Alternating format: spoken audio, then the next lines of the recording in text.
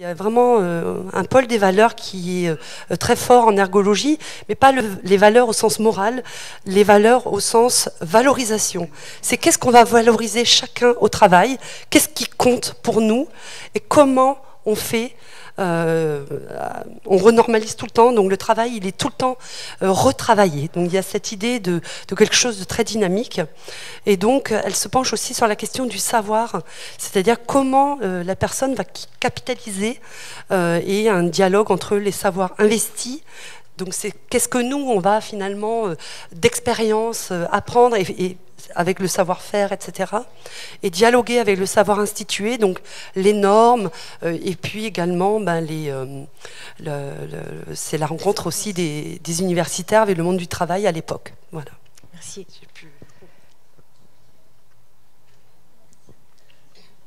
Je voudrais rebondir parce que ça fait très intéressant ce qui a été exposé là il y a une seconde par rapport à j'entends le terme de dynamique, de repenser le travail. J'ai entendu aussi l'esprit de normes. Moi, je voudrais apporter mon témoignage par rapport au travail social aussi. Parce que c'est quand même... donc quand on parle de souffrance, j'ai envie de dire qu'on travaille quand même sur des territoires où il y a beaucoup l'expression de cette souffrance. Et c'est aussi comment nous, travailleurs sociaux et toute l'équipe, on le vit. Donc comment gérer déjà la souffrance extérieure, comment aussi gérer une souffrance en interne au niveau de l'équipe, parce qu'il faut savoir que quand on parle de dynamique, c'est aussi comment on analyse notre propre profession et comment elle a évolué. Donc comment elle a évolué donc déjà pour nous personnellement et aussi l'environnement, donc l'environnement administratif. Quand je disais tout à l'heure qu'il y avait une déshumanisation, donc j'ai l'impression qu'il y a le capital qui a pris le dessus et que là il y a beaucoup d'enjeux financiers et on a tendance à oublier l'humain. Donc du coup c'est se battre tous les jours donc pour les financements, avoir une charge administrative qui a évolué, j'ai envie de dire qui a doublé depuis des années. À côté de ça, souffrance psychologique aussi, comment on gère la souffrance de l'autre, comment on gère notre souffrance à nous au travail. Voilà, donc je voulais apporter ce témoignage-là.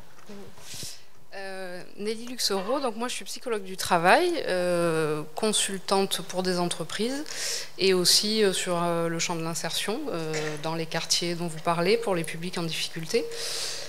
Et juste pour répondre à ce que vous dites, comment on gère, moi je suis d'accord avec le fait que le travail fait du mal aujourd'hui, mais il y a quand même quelque chose de très positif, c'est qu'on est en train de le soigner un peu, ce travail. Il y a quand même une prise de conscience aujourd'hui, moi je le vois puisqu'on m'interpelle.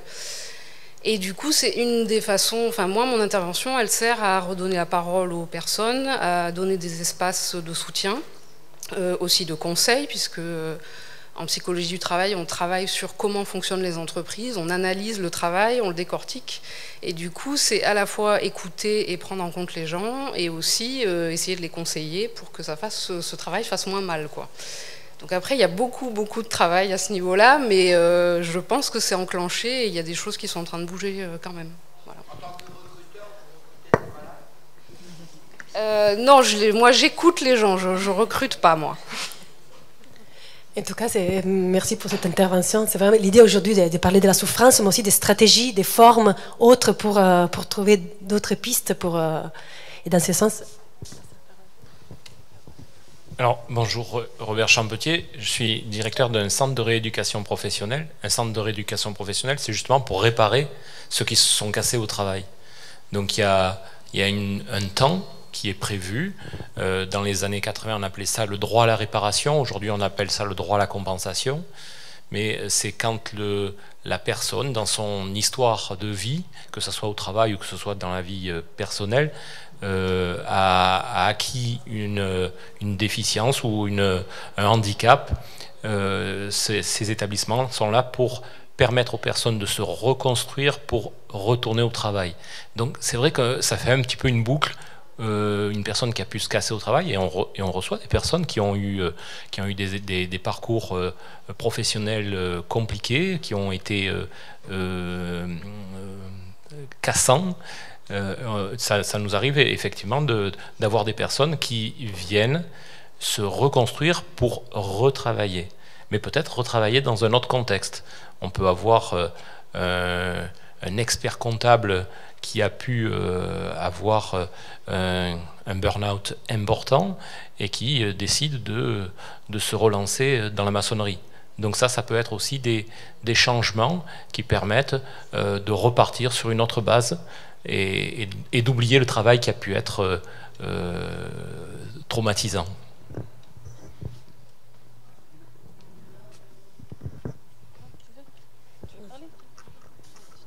Ouais, je voudrais juste rebondir sur ce que, justement, déplacer un peu le débat, parce que là, on est sur justement une philosophie où le travail n'a pas subi des bouleversements. Avant, le travail, il avait aussi une identité.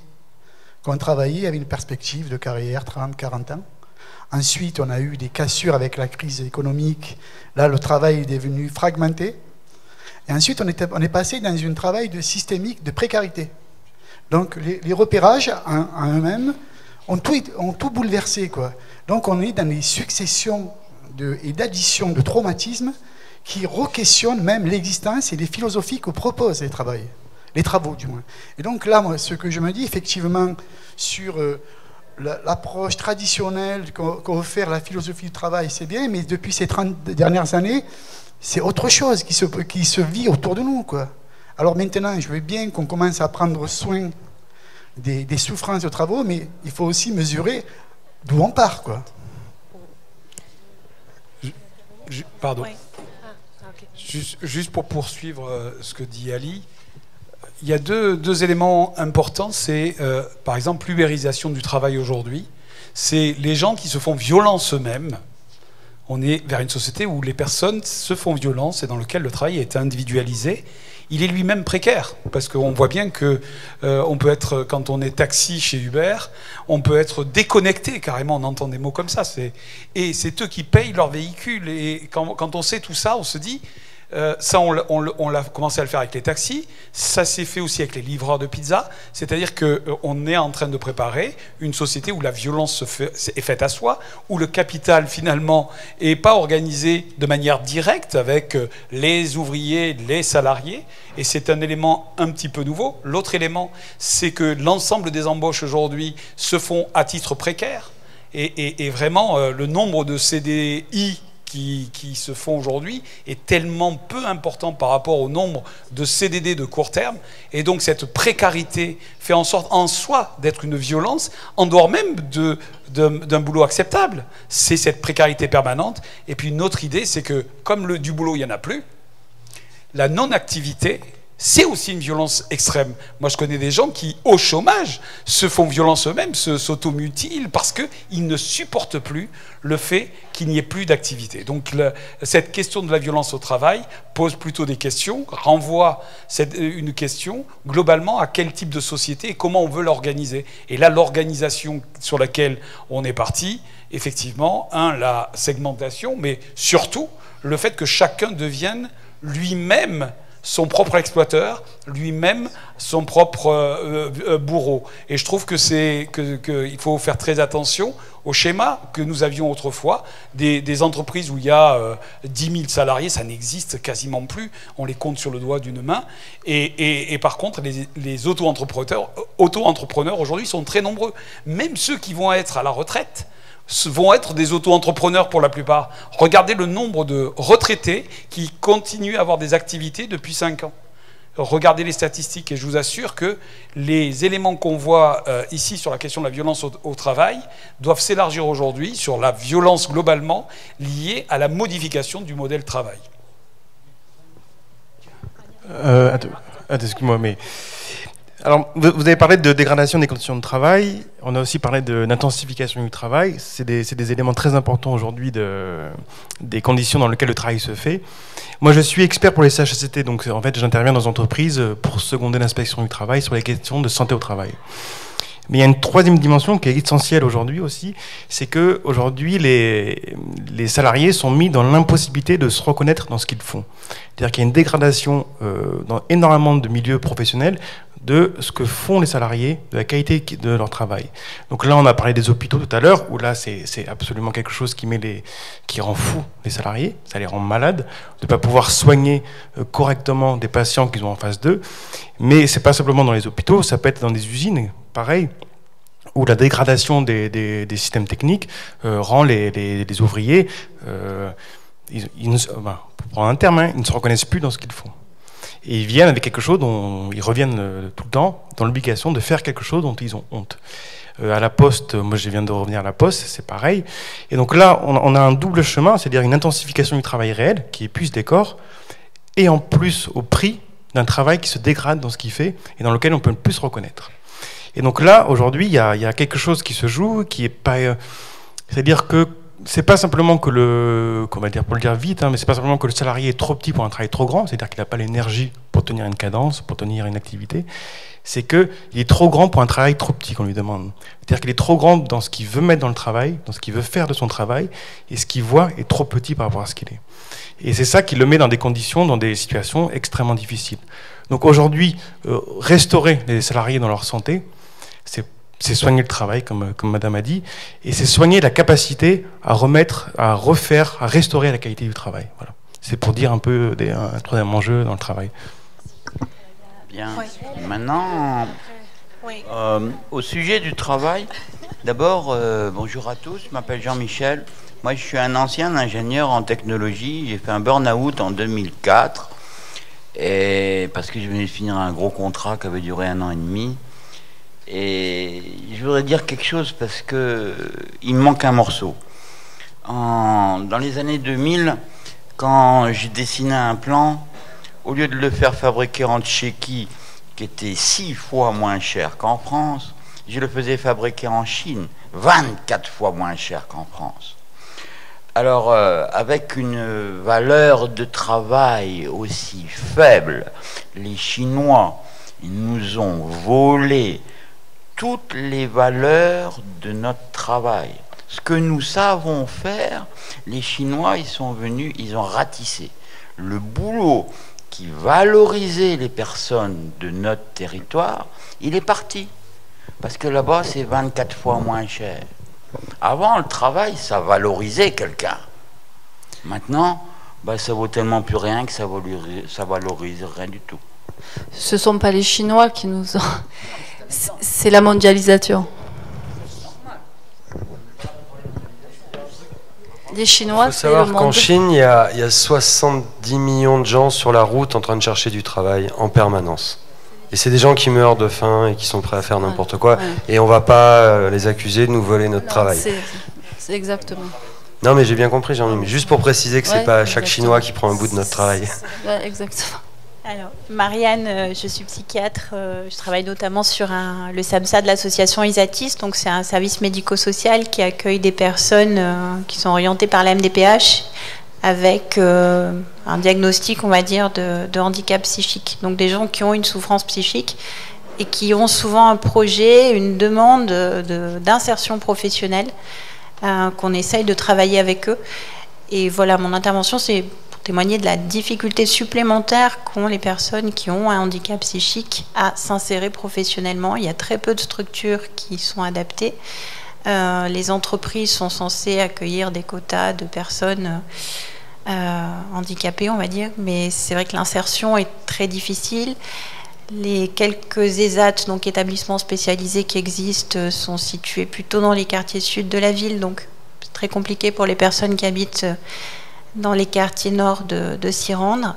Et voilà, il y a souvent donc des difficultés qui sont liées à la problématique de la personne, mais aussi des difficultés liées à l'absence de structures qui pourraient être adaptées, la difficulté à avoir des temps partiels, alors que c'est souvent ce qui serait le plus adapté à la problématique de la personne.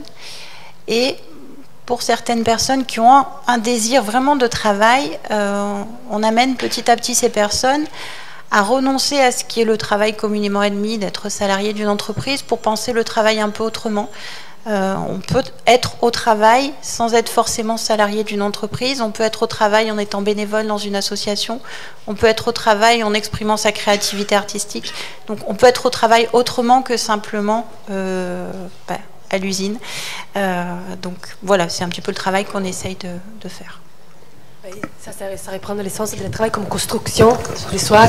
Oui, je réagis là. Je crois qu'on confond activité et travail. C'est deux choses différentes, quoi. Parce qu'après, la question qui est posée directement, c'est, là, je pense qu'on est dans des termes philosophiques. On travaille pour vivre ou on vit pour travailler? Il y a un deuxième point qui, pour moi, qui est important, quand on parlait de valeur. Le travail n'a plus de valeur. Croyez-moi, quand vous avez connu que vous n'avez pas de travail, vous savez très bien que le travail est une valeur. D'abord, il y a une reconnaissance sociale. C'est énorme, ça. Parce que quand vous n'avez pas de travail, non seulement vous êtes amputé de l'argent, mais aussi vous êtes condamné socialement. Ça veut dire que vous n'existez plus. Donc, aujourd'hui, il faut bien situer le territoire et le contexte dans lequel nous nous trouvons. J'entends justement, et c'est là où c'est bien, c'est pas en opposition. Il y a des analyses qui se sont faites sur le fonctionnement du travail traditionnel. Ce que j'entends, il est juste. Mais il faut se réveiller, là.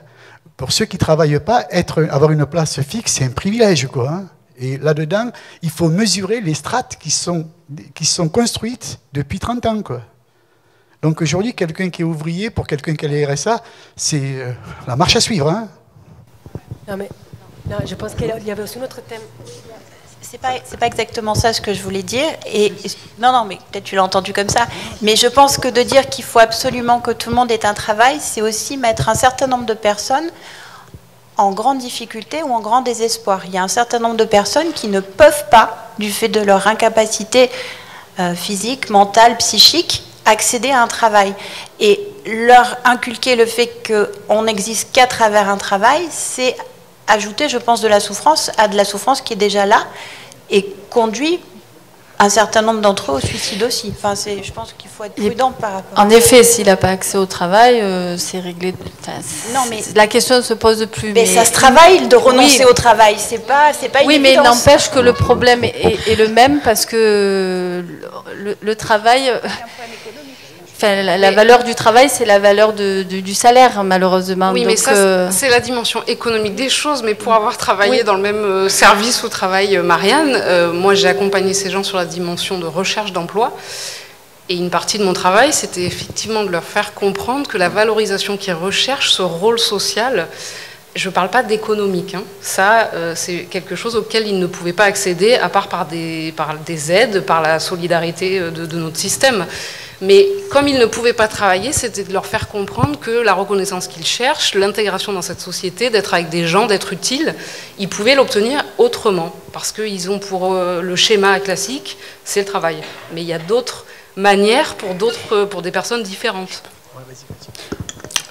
Sans vouloir monopoliser la parole de ce côté-là, juste vous avez vu ce truc habituel qu'on voit dans plein de films sur comment les gens deviennent SDF alors qu'ils avaient un travail.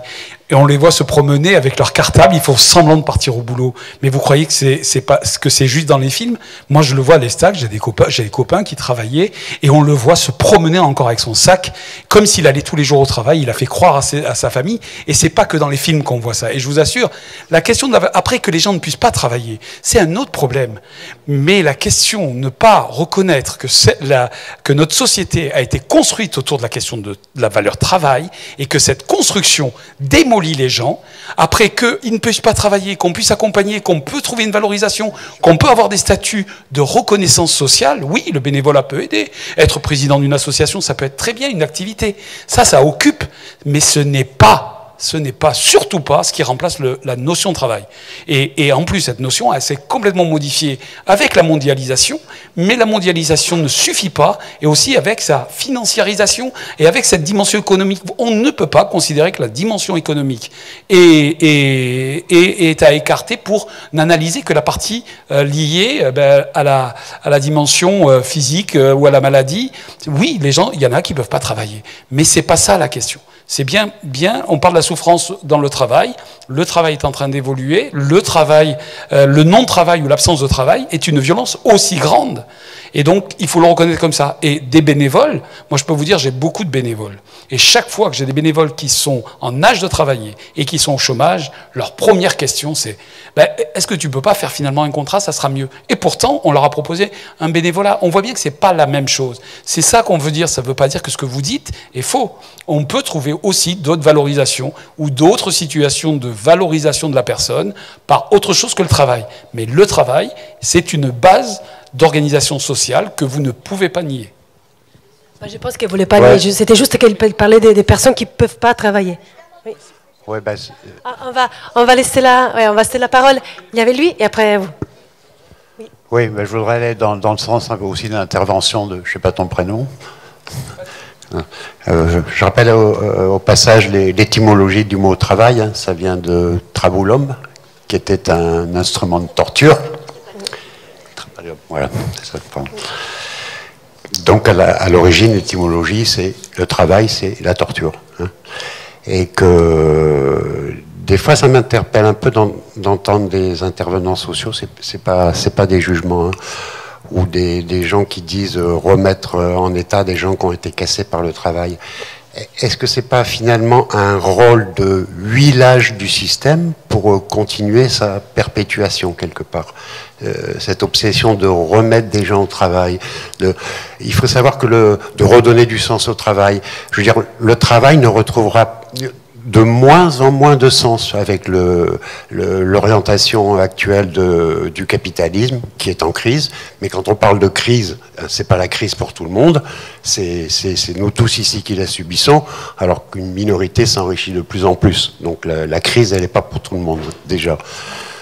Et où je voulais en venir?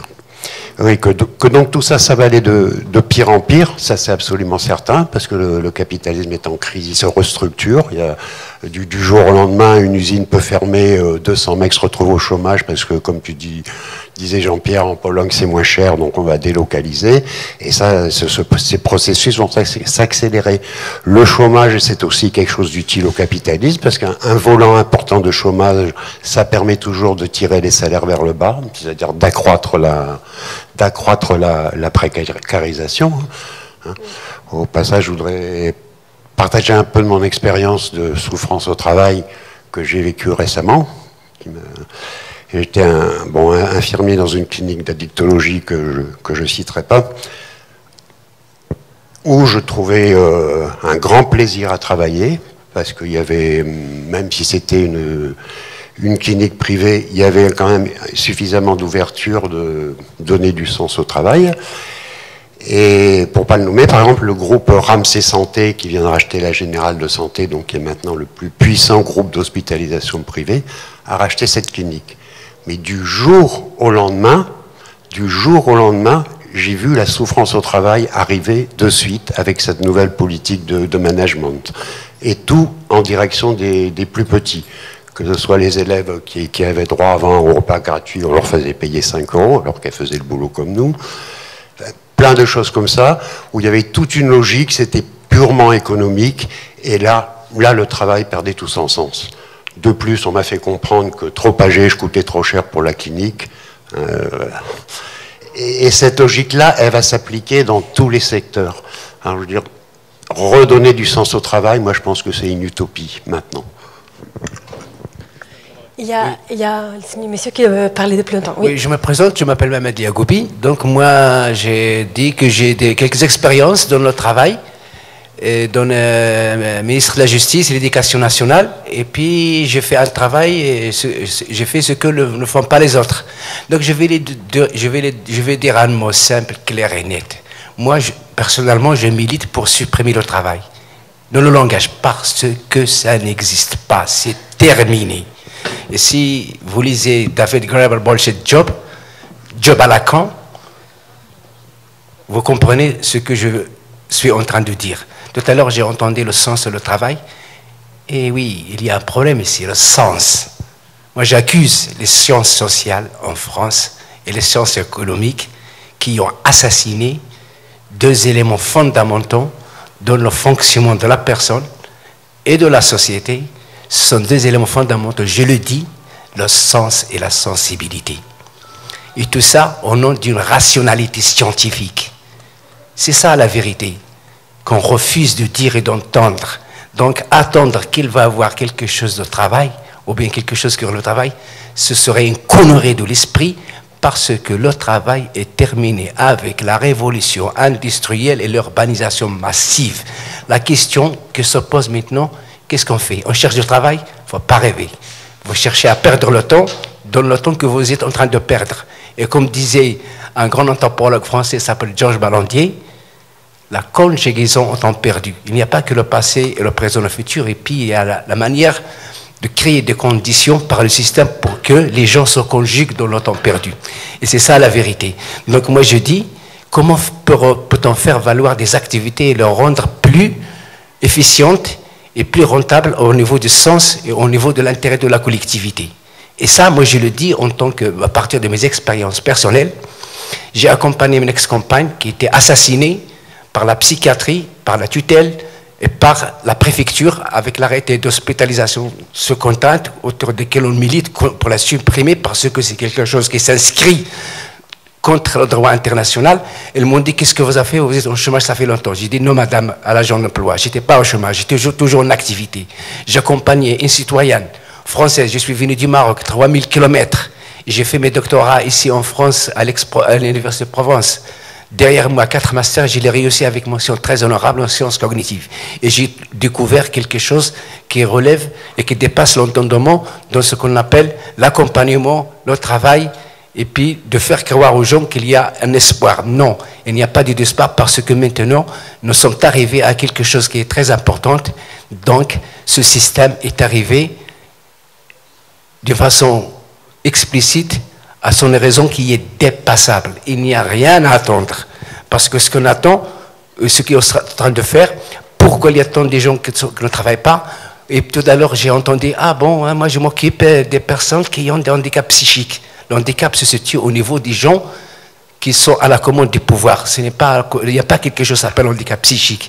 Parce que c'est une façon, c'est une démarche réductionniste. L'handicap, ça vient de l'ensemble des décideurs de point de vue économique et social et qui font tout pour que les gens ne dépassent pas de leur mécontentement. Certaines ont raison et quand ils les dépassent, on les catégorise, vous avez un handicap psychique. Je te remercie. Je vais dire une chose. Tout à l'heure, il est sorti un rapport sur le logement, par exemple aujourd'hui, par la Fondation Abbé Pierre. C'est très important à Marseille, j'ai vu ça dans la presse, et ça montre comment, en France, quand j'ai accusé les sciences sociales, comment ils dissocient le lien entre le travail, le logement et la santé. Tout ça, c'est parce que j'ai appris, moi, ici en France, que c'est pas bien de faire le lien, et même dans des recherches universitaires. Voilà. Moi, je c'est dit, voilà, c'est dit. On va partager aussi la parole avec les autres. C'est vraiment gentil. J'entends très bien ce que tu dis.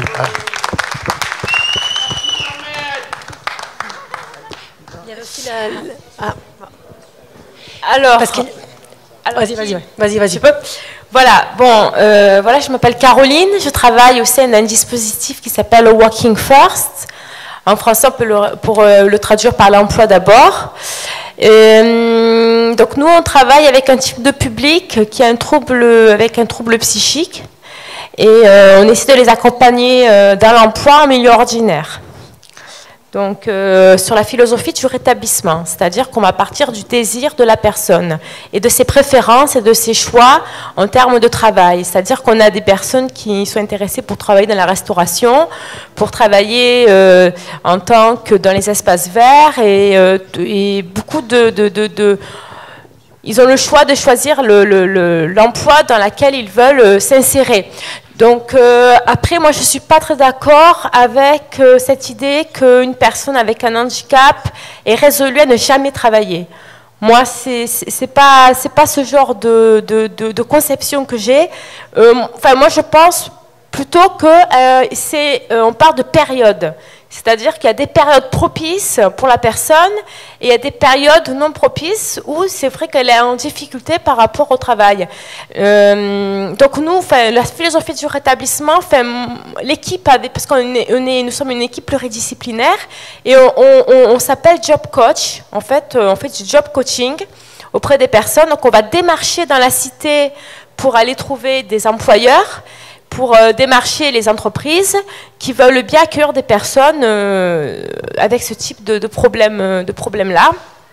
Donc on travaille, la philosophie du rétablissement, c'est travailler sur les forces de la personne, ses ressources et ses capacités.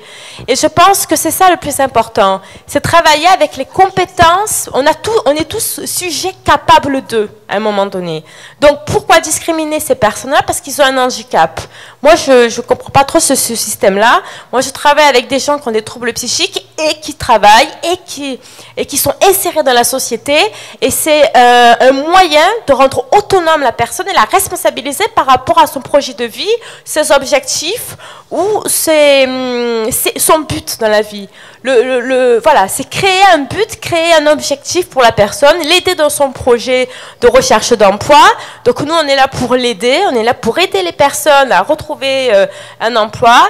On va respecter la temporalité de la personne, c'est-à-dire que c'est un service illimité. On n'est pas Pôle emploi, on n'est pas Cap emploi, on n'est pas Isatis, on n'est pas ces structures-là. C'est vraiment de l'illimité, c'est dans le temps, dans la temporalité, et on respecte aussi la temporalité de la personne. C'est-à-dire que si ça se passe mal dans un travail, eh ben on va faire du maintien en emploi, on va voir sur le terrain ce qui se passe avec l'employeur, et on va essayer de trouver un plan B. Si ça ne marche pas du premier coup, ça marchera avec d'autres moyens et vers d'autres employeurs, d'autres entreprises qui sont prêtes à bosser avec des personnes. Voilà. Je vais rebondir sur ce que tu dis, parce que tu parlais d'une recherche d'employeurs qui acceptent et qui accueillent, enfin qui emploient des personnes que tu accompagnes. Et pour préparer cette journée et pour inviter des personnes un petit peu ressources qui viendraient alimenter le débat, j'ai contacté des employeurs, et en particulier un employeur qui a un truc énorme qui s'appelle Airbus, donc tu vois, enfin Eurocopter plutôt, puisque donc c'est Eurocopter, et qui emploie effectivement, parce que moi je me suis dit très naïvement, qui emploie énormément de personnes qui ont des handicaps divers et variés, et qui est un fournisseur extrêmement important d'emplois réservés, pour lequel, je vous rassure tout de suite, il touche de l'argent, mais qui permet donc à des personnes accompagnées, alors par divers organismes, de retrouver un emploi, donc Eurocopter. Et donc j'ai souhaité pouvoir les faire venir ici, justement, pour avoir un petit peu leur avis. Alors dans un premier temps, j'ai une personne qui dit « Ah oui, c'est très intéressant, on va venir, etc. » Et puis, rétro-pédalage très très vite, et refus de l'employeur Eurocopter de venir participer à ce débat. J'ai pas très bien compris pourquoi, jusqu'à ce soir. Et puis là, quand on a préparé tout à l'heure, en discutant un petit peu avec quelques personnes ici présentes, enfin qui sont dans la salle maintenant, on m'a expliqué qu'en fait Eurocopter, par exemple, avait énormément de problèmes de souffrance au travail des gens qui l'emploient. Alors qu'il emploie ou qu'il sous-emploie, c'est-à-dire qu'il y a des sous-traitants, et il y a des sous-sous-traitants. Et en fait, Eurocopter est effectivement un grand pourvoyeur de contrats, de sous-traitance, et surtout un grand fournisseur de souffrance. Il faut le savoir. Donc, c'est vrai que il y a deux aspects, il y a deux axes dans la question du rapport entre la souffrance et le travail. Il y a, la semaine dernière, Maïté Arthur, que certains d'entre vous connaissent, elle est venue parler au colloque qui était organisé dans une école de management, magnifique, et elle expliquait, elle a introduit son propos en disant on est vraiment dans une période complètement folle, c'est-à-dire qu'il y a des gens qui s'immolent devant Pôle emploi parce qu'ils n'ont pas d'emploi, et il y a des gens qui s'immolent sur leur lieu de travail parce qu'ils en ont un. Donc c'est vrai qu'on est dans cette espèce de...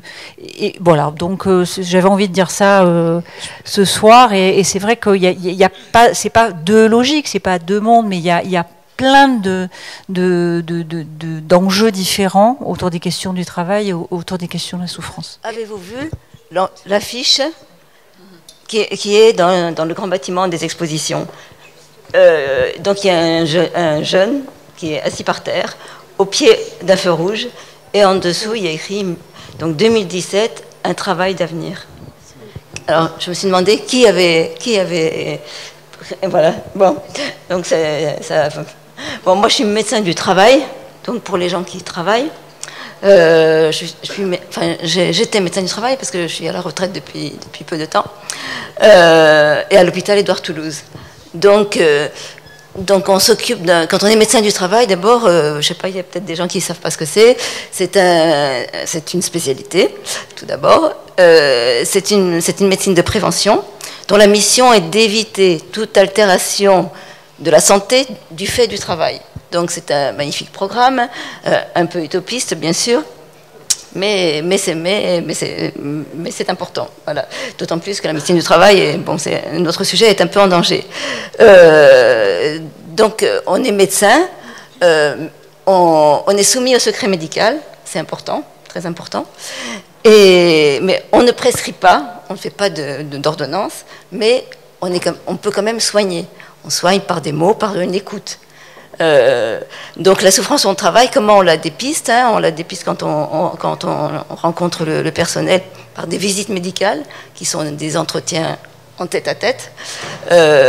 Donc c'est des gens qui arrivent, enfin ça je m'en souviens, hein, là j'en peux plus, docteur, je sais pas, je vais m'arrêter, je supporte plus personne, je dors plus, regardez je grossis, j'ai de la tension, même les accidents de travail. Au CHSCT, on les étudie. Quelqu'un qui se fait une entorse, c'est pas forcément parce qu'il y a qu'un trou dans la chaussée. C'est parce qu'on est fatigué, on est dans la souffrance effectivement, dans l'épuisement. Et on n'a pas vu son pied. Enfin, les facultés d'équilibre sont faussées. Et voilà. Et après, on a un accident de travail. Après, donc on a parlé des TMS, quoi, hein, de toutes les douleurs qu'on peut avoir et les troubles musculo-squelettiques. Quelqu'un qui vous dit j'en ai plein le dos, non, qui vous dit j'ai mal au dos, ça veut dire j'en ai plein le dos en général, hein. Ou j'ai mal au ventre, souvent ils ont le ventre serré parce qu'ils ont peur d'aller au travail et ça s'exprime comme ça. Donc il y a des tas de petits signes, et après on essaye de faire quelque chose, d'aider les gens. Parfois ça marche, parfois c'est plus difficile, mais en tout cas on n'est pas seul pour faire, hein. Donc il y a le CHSCT, les représentants du personnel. Le médecin du travail, c'est l'interface, hein, entre la personne qui souffre aussi et l'employeur, tout en restant bien sûr soumis au secret médical. Et contrairement aux autres médecins, on est sur les lieux de travail. C'est ce qui est bien, enfin, c'est notre spécificité. Et il faut essayer de le faire le mieux possible. Oui, je veux juste compléter deux choses. D'abord par rapport à Airbus, parce que en fait j'interviens pour Airbus. Donc je me permets parce que Airbus est effectivement un grand générateur de souffrance au travail, tout simplement parce que c'est une très grosse entreprise, donc forcément il s'y passe énormément de choses. Et après, chez Airbus, il y a aussi des services de santé au travail, il y a aussi des consultants, il y a aussi des cellules d'écoute, et il y a aussi un énorme travail qui est fait depuis des années pour essayer de moins générer cette souffrance, et aussi pour répondre à monsieur qui a expliqué sa situation de souffrance. Moi, je ne nie pas ce qui se passe dans les entreprises aujourd'hui. Par contre, mon travail, c'est de faire en sorte que tout ça soit amoindri, de pouvoir aider les personnes dans ces situations de souffrance et de pouvoir aussi, quand on dit donner du sens au travail, c'est essayer justement de faire comprendre aux entreprises ce qu'elles génèrent, de leur montrer ce qu'elles génèrent et de les accompagner. Et après, la deuxième chose que je voulais préciser par rapport à l'intervention sur les publics handicapés psychiques, quand on dit qu'il y a certains à qui on a fait renoncer au travail, il y a aussi un nombre très important de personnes qu'on a accompagnées vers l'emploi. Moi, j'interviens sur un chantier d'insertion qui est porté par la Cité des Arts de la Rue. J'interviens au Resto du Cœur également. Donc, en fait, je pense qu'il y a autant de rapports au travail que d'individus, et que l'accompagnement qu'on peut faire en tant que travailleur social, psychologue, psychiatre, médecin, c'est d'essayer de trouver la solution par rapport à la souffrance de la personne. Donc on ne peut pas en fait généraliser et dire qu'il y a une bonne façon de faire. Excusez-moi, moi j'interviens aussi, moi je suis de l'autre côté de la barrière puisque je travaille pour des grosses entreprises et des groupes à plus de 10 000 salariés, quoi, hein, où je suis tout à fait d'accord avec vous, c'est que, et pourtant, c'est qu'à un moment, les entreprises aussi, elles prennent de plus en plus conscience de ça, elles mettent tout en place, enfin, les plus grosses, hein, les plus grandes, mettent en place des cellules d'écoute, font appel à des psychologues indépendants, travaillent énormément sur la souffrance au travail, sur les risques psychosociaux, et pas forcément sous la contrainte, quoi, hein. Je pense qu'il y a quand même actuellement tout un mouvement de... Comment s'appelle la RSO, comment s'appelle les RPS. Non, pas les RPS, mais l'entreprise devient quand même, essaye de devenir sociétale. Voilà, et fait vraiment, à mon avis, enfin pas toute, attention, hein, mais il y a quand même une grosse prise de conscience des grosses entreprises, quoi. Et autre chose, sur l'ubérisation, parce que moi je travaille pas mal au niveau de l'ubérisation. C'est quoi ? L'ubérisation, alors, exactement. L'ubérisation, c'est quels que soient les types de métiers d'ailleurs, hein, c'est quand il y a un intermédiaire qui va servir d'interface entre un consommateur et un prestataire. Au départ, moi, j'étais contre l'ubérisation, parce que j'ai eu le côté, et en fait, je travaille dans le droit, moi, et je me rends compte que les gens sont contents de créer leur propre emploi. C'est-à-dire qu'il y a plein de gens qui étaient en souffrance au travail, justement, qui en avaient marre de cette putain de hiérarchie, de fais ça, fais pas ça, rends des ordres, et qui ont trouvé peut-être aussi un moyen d'avoir un autre travail, quoi. Et donc il y a dans l'ubérisation, de toute façon, qui est une forme, à mon avis, économique. Voilà. Mais je pense que tout n'est pas à jeter non plus, quoi. Ah ben là je m'insurge complètement pour les commentaires. C'est pas compliqué.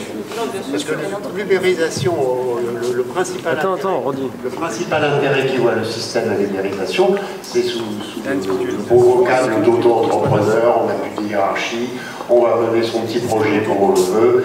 Le nombre de gens qui se cassent la gueule sur leur petit projet, mais ce qu'il faut voir, c'est que ça arrange beaucoup les entreprises, parce que déjà ça casse le lien social, ça casse la lutte syndicale, parce que il est peu employé, mais il est responsable de son emploi, et s'il perd tout, c'est tout pour sa pomme, et c'est une tendance qui va s'accélérer, hein, dans des gens comme Macron et compagnie, j'ai aussi une tendance qui va s'accélérer, et c'est un grave danger de souffrance sociale, encore plus grave peut-être que... Vous avez des syndicats, malheureusement... Ahmed Abderrahman, médiateur sanitaire et social de l'équipe mobile de santé communautaire 15 et 16e arrondissement. Moi, je vais apporter un témoignage, parce qu'en fait, je travaillais à Pôle emploi et j'étais chargé d'apprendre aux demandeurs d'emploi à la création d'espaces personnels de recherche d'emploi et d'orienter ces mêmes personnes vers les formations prises en charge par la région, qu'on appelle la PRF, plan de formation régional de formation. En fait, j'ai témoigné la souffrance de ces demandeurs d'emploi. Le plus souvent, ce sont des personnes qui sont analphabètes. Et quand je les apprends à pouvoir faire, par exemple, des CV et les insérer dans leur espace, publiés dans le territoire de recherche d'emploi, le plus souvent, on tombe sur des offres qui demandent impérativement et des expériences de tant d'années et aussi une maîtrise du travail pendant que ces personnes-là n'ont aucune expérience. Donc, indépendamment des souffrances personnelles, sociales, s'ajoute aussi la manière de s'insérer professionnellement. Et le plus souvent, quand ils ont eu la chance d'être insérés professionnellement, ils sont exploités. Ils sont là, ils le témoignent. Le patron est là de 8h à 5h. Ils n'ont même pas le temps de bouger. Ils ont à peu près 30 minutes de repos. Donc, ils sont exploités. Donc, et psychologiquement et physiquement. Donc, peut-être que trouver un moyen, réfléchir très intelligemment pour ces personnes-là, cette catégorie de personnes qui sont vraiment en souffrance inimaginable. Non, moi, limite, ce serait juste pour compléter sur les dangers de la psychologie, effectivement, sur le travail. C'est qu'il y a, par exemple, il peut y avoir des entreprises qui font des chèques psy qui envoient des chèques de consultation psy par carnet de 10 pour s'occuper de ceux qui sont faibles. Et là, on a des questions où c'est simplement de la parole inutile. On discute de nos problèmes, l'organisation, qu'est-ce qu'elle fait, et rien ne changera. Et la question, c'est pas le salarié, c'est pas le travailleur, la question, c'est le travail et c'est l'organisation du travail. Et ici, la psychologie, finalement, dans beaucoup d'espaces, c'est des espaces de parole inutiles et c'est des coussins compassionnels pour que tout recommence et tout se régénère en prenant soin des quelques individus les plus faibles. Voilà. Donc, c'est extrêmement dangereux, cette psychologie du travail. Ouais. Alors, il y a lui. Alors, lui. Moi, Philippe Amé, je suis le président du Centre social de la Castellane et je dirige aussi deux lycées professionnels sur ces territoires. Moi, je voulais faire un petit témoignage parce que ça me semble important et je le vis moi au quotidien avec mes équipes éducatives et mes enseignants, mais la souffrance que peuvent avoir les enseignants dans leur travail. Cette souffrance, moi, sur des témoignages simples, hein, récemment, j'ai un enseignant qui a subi dans sa classe un vol, hein, tout simplement. Dans sa sacoche personnelle, on lui a volé 10 €. Ou, un élève, pendant qu'il s'était absenté, qu'il a tourné le dos dans l'atelier, il s'est fait voler 10 €. Ce professeur a pas réussi à surmonter.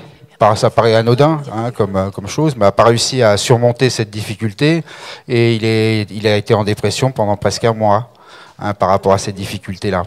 Le quotidien aussi de ces enseignants, c'est aussi souvent l'impuissance hein, qu'ils peuvent ressentir par rapport au travail qu'ils voudraient faire et l'accompagnement qu'ils savent important hein, de ces jeunes hein, pour les amener vers un métier, vers un avenir. Et de sentir que le retour de cette jeunesse par rapport à l'école et la reconnaissance de l'école, elle n'est pas là. Et le métier est vraiment de plus en plus, parce que ça fait quand même 20 ans moi que je suis dans ce milieu-là, le métier est de plus en plus difficile. On parlait, alors en effet, hein, je suis persuadé, c'est vrai que madame, c'est qu'un témoignage et on exprime simplement des choses. Mais moi, en effet, moi, quand je reçois un enseignant ou une enseignante qui est en difficulté, qui est en pleurs dans mon bureau, parce qu'elle a vécu tel ou tel événement, qu'elle n'a pas su gérer un conflit avec les élèves, que ça a débordé, hein, et qu'elle ne sait plus comment sortir de cette situation-là, j'ai pas beaucoup d'outils non plus. Si ce n'est, comme je l'ai entendu dire, la parole, la discussion et essayer de remobiliser les gens. Alors, pour changer ça, on est d'accord, il faut changer l'organisation, il faut changer la posture des équipes enseignantes, il faut aussi que la société, hein, qui critique très fortement son système éducatif, et pourquoi pas, hein, parce qu'il y a sûrement des choses vraies là-dedans, mais c'est aussi un élément qui pèse aussi sur les personnes qui font ce métier-là. Voilà, donc c'était un témoignage par rapport à ça, parce que c'est quelque chose de prégnant dans les établissements. Et je veux mettre aussi à l'honneur tous ces enseignants qui se battent au quotidien pour réussir quand même quelque chose avec ces jeunes. Voilà, merci. Avant que les dernières personnes s'expriment, moi je suis un peu le censeur ici, hein, je suis un peu le couillon, hein, je me permets de le faire parce qu'il est 20h20, qu'on va devoir aller passer à table bientôt. Pas tout de suite, excusez-moi, je ne vais pas couper le dialogue maintenant. Je vous donne 5 minutes. Et je vous donne 5 minutes et après je reprendrai le micro pour arrêter le débat. Même s'il y a des frustrations, je fais partie de l'équipe d'organisation et j'ai ce rôle et je l'assume pleinement. Et de toute façon, comme disait une personne, des fois on parle pour ne rien dire, mais des choses cheminent quand même. Voilà, donc je laisse poursuivre la discussion, les derniers propos, mais je vous assure que dans 5 minutes, j'arrêterai tout ça. Merci. Je voulais juste rajouter un petit mot dans ma fonction de président du centre social, hein, avec quand même un certain nombre de personnels et acteurs de terrain qui sont au contact aussi de ces populations, qui sont souvent dans la difficulté sociale, professionnelle, mais aussi de santé. Rappelez aussi que ces gens-là, ils font un travail difficile, ils vivent des choses difficiles, et eux aussi ont par rapport à cette problématique de grosses difficultés et des souffrances qu'ils essaient de dépasser. Donc juste voilà, un petit témoignage parce que il me semble qu'on n'en a peut-être pas parlé, et il y en a beaucoup ici qui ont pu organiser ce genre de choses et qui sont sur le terrain, il faut en dire un petit mot. Merci. Il n'y a personne qui peut parler du bonheur? Je ne sais pas si je vais parler du bonheur. Il est où le bonheur? C'est dur, hein? Il le cherche, quoi. Il est où? Il est où le bonheur? Il est où? Monsieur Touche, allez-y, merci. Il est où? Non, peut-être, je ne sais pas si ça va provoquer du bonheur, mais moi j'avais envie de dire deux choses. La première, c'est que la souffrance au travail, à quand on va le reconnaître comme maladie professionnelle? Je pense que c'est très important. Bon, je voulais dire ça va pas ramener le bonheur. Mais après, je voulais dire autre chose. Ça a été un peu évoqué par Monsieur Devant, quand il disait il était infirmier, qu'un nouveau groupe avait acheté et que derrière, on a créé les conditions pour que la souffrance au travail s'installe et le faire partir. En fait, moi, ce que je voulais dire, c'est que on peut faire des choses, par exemple sur la question du management, de l'organisation. Aujourd'hui, les managers, on leur apprend, voilà, c'est des techniques, comment manager une équipe par la peur, comment manager une équipe par le chiffre. Alors on va essayer de donner des objectifs chiffrés inatteignables pour que justement les salariés se retrouvent en difficulté. Là, ce qu'on peut faire sur ces phénomènes-là, à mon sens, à mon avis, c'est qu'il faut informer les salariés et les former, ces salariés, pour que justement, quand ce type de procédé arrive dans une entreprise quelconque, vous disiez, un groupe a racheté une clinique, que les salariés soient en capacité, à un moment donné, parce qu'ils sont informés et formés, de pouvoir agir. Après, c'est sûr que les pouvoirs publics ont un rôle à jouer pour permettre aux syndicats, quand il y a des syndicats, de faire en sorte que ces procédés-là, ce management par la peur cesse dans les entreprises. Voilà, c'est simplement ce que je voulais dire.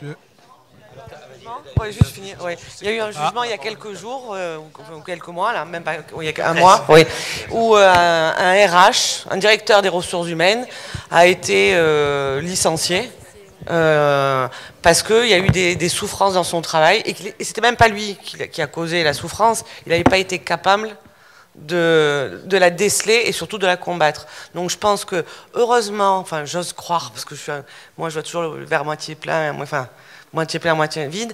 Je pense qu'il y a encore toujours des managers, il y a encore des gens qui gouvernent par l'angoisse, mais il n'y a pas que ça, quoi. Hein. Je pense que on commence à voir quand même des managers ou des philosophes, pas la philosophie du travail, je ne sais pas la philosophie, mais des notions de bien-être au travail. On commence à parler de bonheur au travail, d'envie. Il y a tout un courant actuellement, peut-être qu'il faudra, il y a peut-être un petit moment avant que ça recommence, mais il y a tout un courant actuellement de bien-être, de bienveillance au travail. Je crois qu'il faut quand même...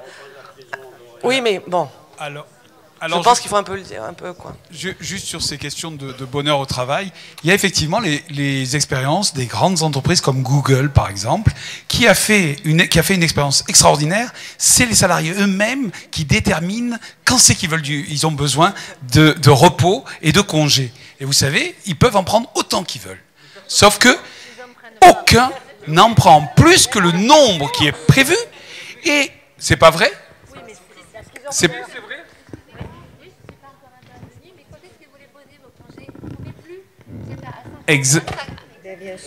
Mais on est tout à fait d'accord. C'est-à-dire qu'en réalité, c'est bien, c'est pas que la question, c'est pas la question d'une organisation sociale, c'est l'organisation de l'exploitation. Et c'est ce que je vous disais tout à l'heure, quand vous dites l'ubérisation, le problème c'est que c'est un véritable danger. Aujourd'hui, sinon on l'appellerait un phalanstère. Les gens se cooptent pour pouvoir travailler. On aurait la possibilité d'avoir...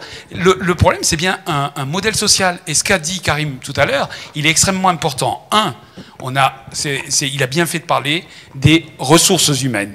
Le rôle des ressources humaines, c'est effectivement une certaine organisation dans un cadre social pour pouvoir faire une exploitation. Et il est important. Le rôle des syndicats, qui aujourd'hui a énormément diminué, c'est extrêmement important. Moi qui suis pourtant directeur et heureux au travail, je suis délégué syndical. Ça peut étonner du monde, mais parce que je ne fais pas confiance effectivement au choix de l'entreprise qui doit faire du profit. Donc c'est des tensions qui existent, mais ces tensions nous coûtent cher. Et du coup, vous avez des managers, des RH qui sont en souffrance parce qu'ils n'arrivent pas. Et donc on voit bien que obligatoirement, il faut aujourd'hui, que la question de l'exploitation, c'est cette question qui est la première, la question de l'exploitation de l'homme par l'homme, même si on revient en arrière. Et deuxièmement, il faut effectivement aussi que l'ensemble des salariés s'organisent. Le rôle des CHSCT, on n'en a pas parlé de la médecine du travail, elle est en train de disparaître. Aujourd'hui, la visite à la médecine du travail, ça va bientôt être 5 ans, et c'est en plus, même plus un médecin que vous pouvez aller voir, vous allez pouvoir voir un intervenant médical. Hein? Oui, et donc on est bien dans une situation... Globalement, on a détricoté là pour de bon ce qui était tout ce qu'avaient mis en place les travailleurs pour se défendre de cette exploitation. Et on est dans ce rôle-là. Après que vous parlez des grandes entreprises qui cherchent à améliorer, parce qu'on s'est aperçu que dans la sociologie du travail, que si l'employeur ne fait pas attention à un certain nombre de détails quelquefois dans l'entreprise, il peut avoir des grèves. Rappelez-vous ces grèves qui étaient provoquées parce qu'on n'avait même pas fait attention que les salariés n'avaient pas suffisamment de lumière. Le jour où on a juste changé les ampoules, l'appel à la grève allait diminuer. Mais c'est pour ça que je pense que tout ça étant lié, ça devient compliqué si on ne ramène pas de toute façon à la question politique des rapports. Et c'est pas pour rien que le capitalisme est en train d'individualiser la question du travail et surtout pas l'individualiser, faire en sorte qu'on s'exploite soi-même. Juste pour finir avec oui, mais attendez, monsieur le censeur. Tricoter, juste avant d'aller manger, un petit tricotage sur une expérience alternative des gestions de travail.